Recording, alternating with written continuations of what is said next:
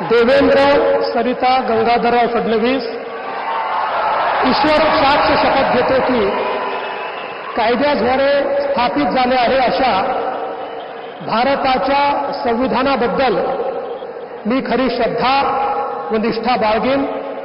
मी भारताची सार्वभौमता व एकात्मता उन्नत राखीन।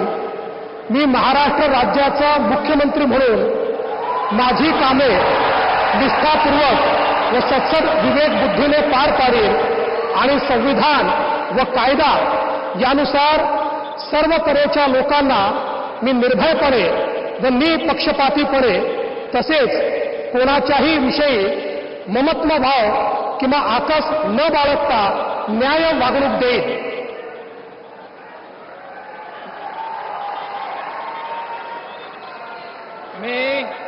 मी